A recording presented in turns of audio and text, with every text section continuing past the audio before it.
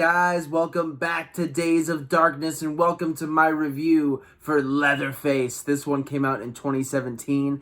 It is starring Vanessa Grassi, Sam Strike, and Lily Taylor, and was co-directed by Alexandre Bustillo and Julien Moret. Apologies for any mispronunciations there. But yeah, so I have some complicated feelings when it comes to this movie. You know, I avoided it when it came out in 2017. I was just like, I really have no interest in watching it. So this was a first time watch for me. And, you know, I would watch subsequent reviews from some of the people that I just follow on YouTube and all that shit. And I would watch some reviews as the years went on. Pretty much everyone was shitting on this movie. Not a lot of people like this movie at all. And I'm not going to stand up here and say that this is a good Texas Chainsaw Massacre movie.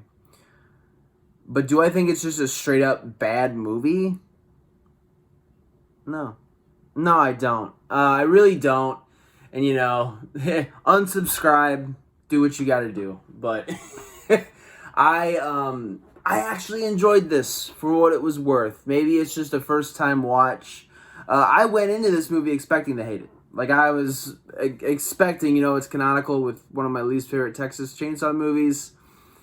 Probably not going to like it. And there's a lot of shit in this movie that I do not fucking like at all. I'm not going to just straight up say, oh, this is a fucking great prequel to the Texas Chainsaw Massacre. It's not. But I feel like what we have here is a Jason Goes to Hell situation. So, any longtime viewers of the channel that have been riding with me since the Friday the 13th series review, you would know that I'm a fan of Jason Goes to Hell. Is it a good Friday movie? No. But it's the same sort of situation with Leatherface with this movie. I feel like if you disconnected, if you tweaked the script a little bit, and this movie had nothing to do with Leatherface, had nothing to do with Texas Chainsaw Massacre, the Texas Chainsaw Massacre movies, and if it was just its own fucking thing, its own entity, just a one and done standalone movie, I feel like people would have much kinder things to say about this film. But I really think what cripples it is the fact that it is connected to a beloved horror movie, and it just does not do justice to that horror movie at all. And I really feel like that's what cripples it, which, you know, if you're a movie that's connected to a series and you're not doing justice to that series, the movie's pretty much crippled from that point on. But I tried to go into it with an unbiased lens, and while, yeah, there's a lot of things that I do not like, I'm not going to say that I straight up just didn't enjoy it, because there's a lot of good to be had here. I think, first of all, I think the film is shot very well. Like, I was thoroughly impressed with that end of things. I didn't really notice any shitty audio mixing, any fucking bad editing, any sort of... I mean, there's a lot of beautiful shots in this film. And I was just, on the filmmaking end of it, I was really impressed. I feel like all the performances here are really solid for what everyone is given. I think mainly the four patients in the psychiatric ward who are breaking out, and then the nurse. But really everyone here, the Sawyer family members do well. The sheriff, who I do not remember his name, and I'm not going to pretend to, but Stephen Dorff's character. I just feel like everyone here does a really, really good job. And it's a shame that, you know, I really wish they could have gotten their hands on something that didn't have anything to do with Texas Chainsaw, because I'm telling you, man, same sort of thing with Jason Goes to Hell. If it wasn't connected, I really think people would have a lot better things to say. But it is, so I do have to critique it for that. So let's do it, shall we? Number one, first of all, I'm gonna, you know, pay more props to this movie before I, you know, kind of shit on it a little bit.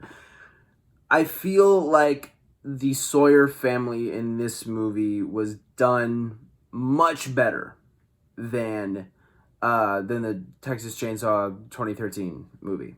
that this is connected to. There's not just a bunch of random fucking family members. It's Jedediah, Leatherface, Nubbins, Drayton, and Verna, who is... Oh, and Grandpa is also in the movie for a couple scenes as well.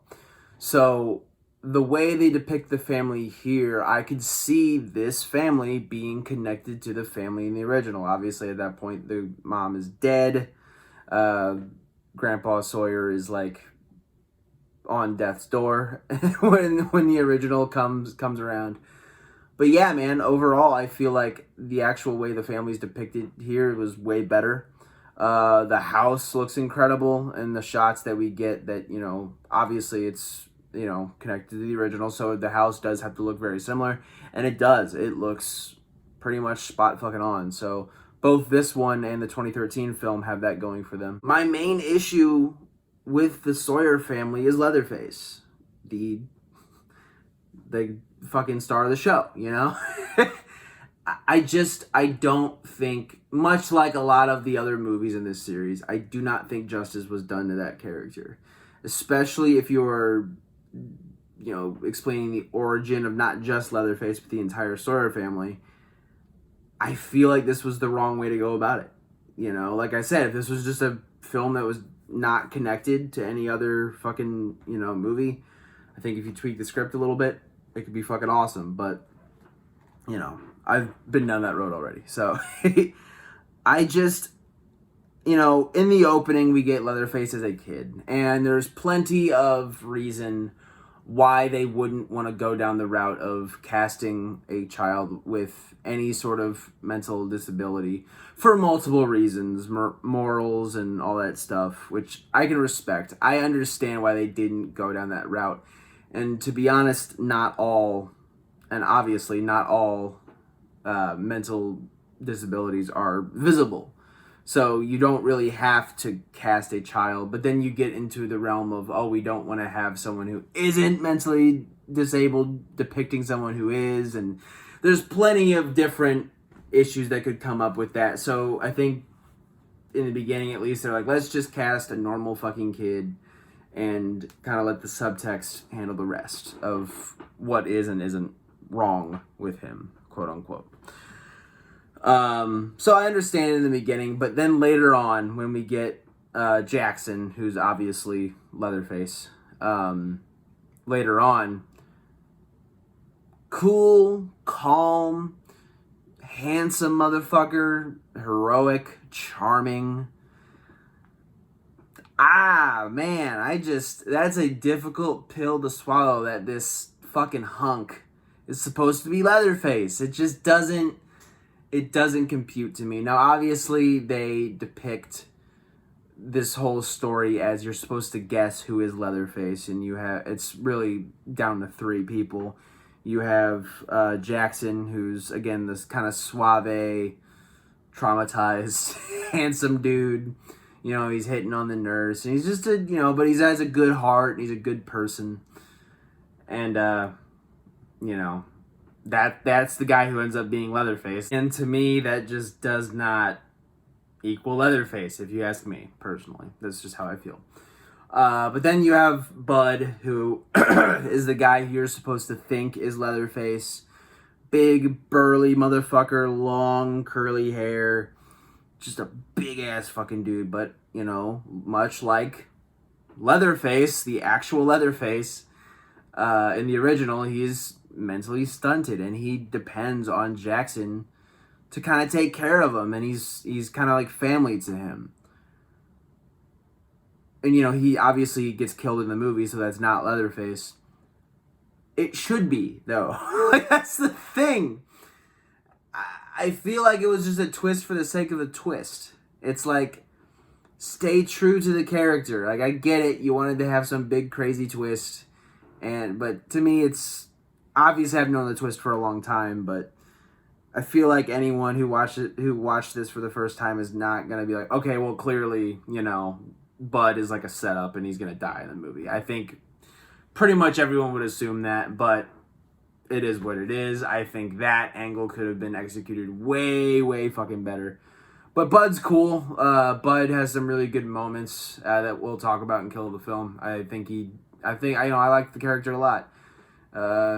Probably should have ended up being Leatherface, but anyways. So we get the crazy fucking maniacal couple. The dude who's fucking bald and he's kind of skinny. He's like skinny ripped is the only way I can really describe him.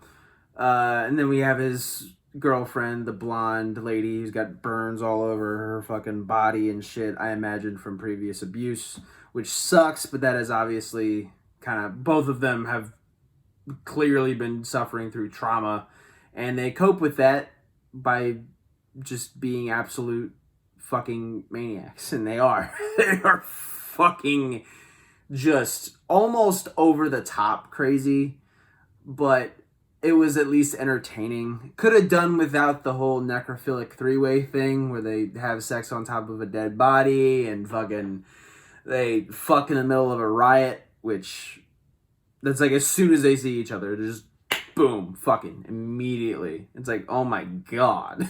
But I get it if you've been without for a little while, but fuck, man.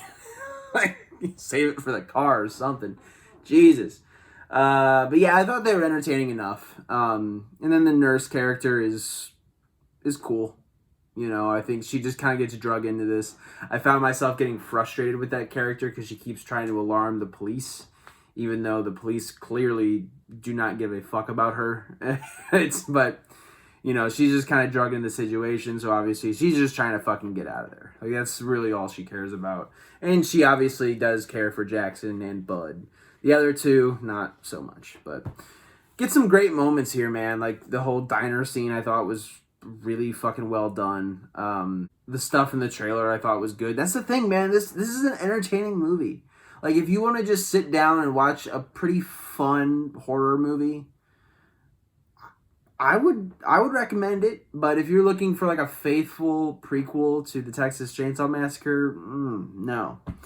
But yeah, man, overall the characters are fine. It's just, I do not agree with the Leatherface thing, man. I just, either make Leatherface Bud, or, I don't know, dude. And the whole idea of trying to guess which one it is, I just think this whole thing just should not have been a Texas Chainsaw movie. I think they kind of shot themselves in the foot with that, personally. But yeah, man, so we eventually get the sheriff who is committed to getting revenge on the Sawyers after his daughter was killed by them, and I imagine eaten afterwards.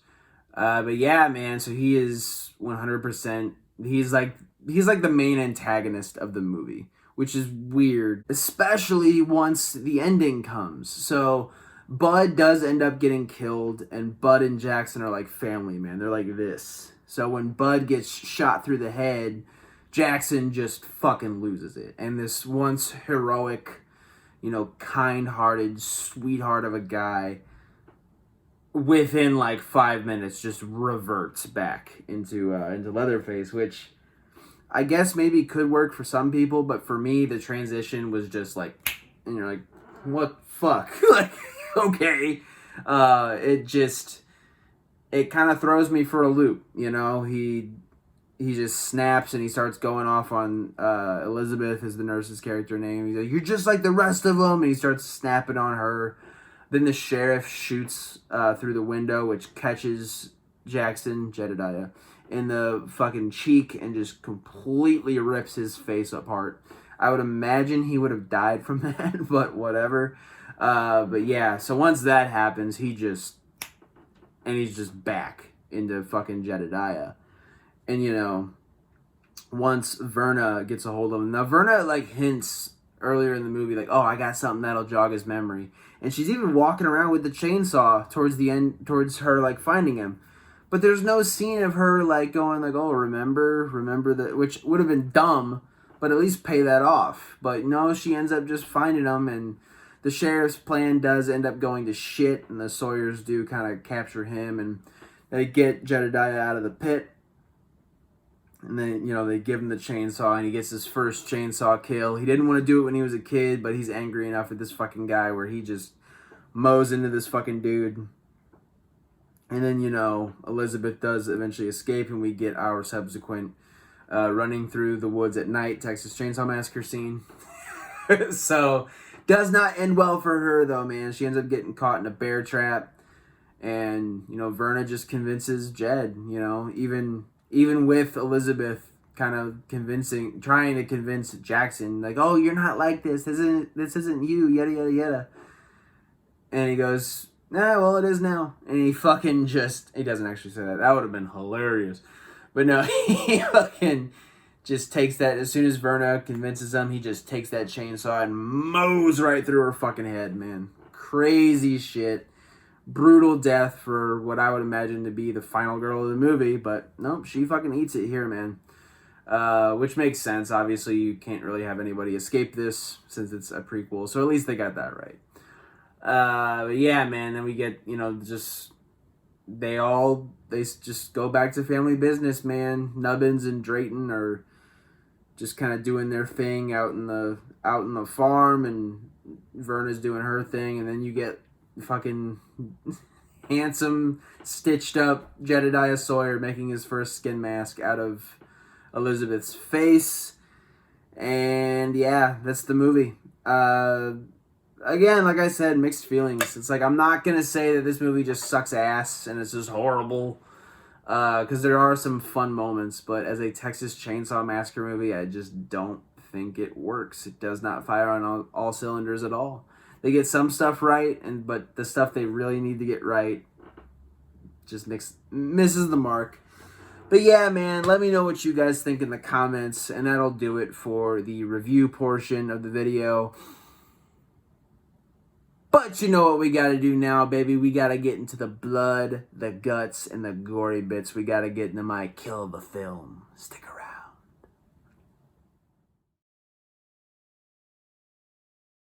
Leatherface is definitely a mixed bag of a movie. There are things that I do enjoy, and there are things that I do not enjoy. But if you've been riding with the channel for any period of time now, you know that one thing I do enjoy is the blood and the guts. And holy shit, we get a good amount of it in this movie.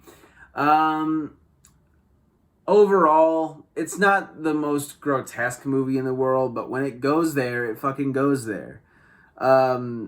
For me, I know I've heard some people kind of complain about a lot of cutaway kills and shit like that, and that is prevalent in the movie. But for all of those, we do get a lot of good shit here. We get Bud basically ramming the head of the sanitarium. I don't know what you would call him, but he's like the head honcho of the sanitarium. And he just busts his fucking head through this window, like boom, boom, boom. Brutal, bloody as fuck. Awesome stuff there. Obviously at the end where Jedediah mows through the sheriff with the chainsaw, his first ever chainsaw kill. We've seen plenty of chainsaw to the chest kills before. It's nothing overtly new, but it was cool getting a pretty bloody, gory fucking kill. Then you have Elizabeth getting her head mowed off by a fucking chainsaw at the very end, which is just fucking brilliant. Little quick. I don't feel like they kind of use the chainsaw as a samurai sword, and he just goes thoop. I feel like it would take a little longer, but it is what it is. Still a good kill nonetheless. As simplistic as it was, the blonde girl getting shot in the head, and I don't know the logistics of this because it's clear she clearly gets shot in the forehead, but smoke is like pouring out of her mouth. I thought that was cool for what it was. Bud getting shot through the head was pretty fucking sad, honestly, especially since that probably should have been the guy who ended up being Leatherface, if you ask me. But yeah, he ends up getting killed. Pretty brutal, just quick shot. He gets shot a couple times in the movie, but he just keeps coming. Like a slasher villain. But anyways, but he ends up getting shot through the head.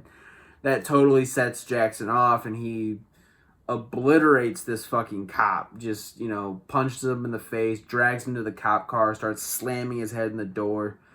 And we're supposed to believe that he killed him, but when they drive off, there's no body. There's just no one there. Like, obviously, I don't think they put him in the fucking car or anything, so he should just be laying there. But when they drive off and they have that wide shot, there's just no cop. So, Okay. But yeah, I'm sure I'm forgetting some others, man. But for me, my personal kill of the film is gonna be the curb stomp, man. Now, this is one of those ones that they cut away, but to me, it kind of does reflect on the original. As you know, you get a good amount. You get the like, obviously this is the bald dude, the bald maniac, Bud. Fucking takes a hammer or a wrench or something, and he fucking just bashes this dude in the head, and then he's dragging him out to this fucking field. And it's clear that this guy is dealing with some heavy brain damage, because he's just like, Bud's just dragging him by the arm, and he's totally limp. He's just like, like he's fucked already. Bud could probably just leave him there, but he doesn't, and he positions his fucking teeth and his mouth on this rock, and he opens his mouth. I just kind of puts it there, and you see Bud put his fucking big ass boot on the back of this dude's head, and you get all the teeth gritting against the stone, very American History X-esque. Oh god, every time I fucking think of that fucking scene, it fucks me up. But we get a lot of that here, just that the teeth grinding against the fucking concrete. Woo. But he and then obviously Bud puts his foot against his head. And you just get a wide shot, and the actual carnage is obscured by the grass, but you just hear squish, crack, gross as fuck. But it's great. It's my kill of the film.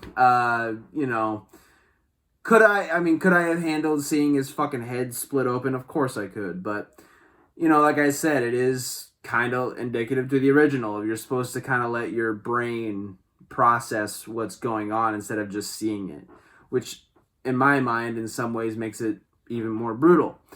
But that's just me. So overall, man, yeah, that's my kill of the film, and that is my review for Leatherface. I liked it a lot more than I thought I would. I'll say that right now. Is it perfect? No, not at all. I wouldn't even call it a good Texas Chainsaw Massacre movie, but if you want to kill a little bit of time and you want to see a origin story for Leatherface and all that, I guess go for it. But if you just want to sit down and watch a fun horror movie, I don't see you going wrong with this one. But yeah, man, that'll do it for my review. And next time on Days of Darkness, we're going to be doing something a little different. Not a traditional movie review. Instead, back in the day, I did 6 underrated horror films that I think you need to check out. And a lot of people liked that list, so I thought, hey, why not fucking run it back? And that's exactly what we're going to do. We're going to be talking about 6 more underrated horror films that I think people need to check out. I already got them all picked out, so we're just going to do bite-sized little spoiler-free reviews for those. And yeah, man, hopefully you get to discover something that you haven't checked out in the horror realm yet. But that is for next time, guys. As always, thank you for stopping by and checking this out, supporting this channel, supporting this dream. I really do appreciate it. And yeah, man, take care of each other, take care of yourselves, and keep watching horror. All right, guys. Have a good day.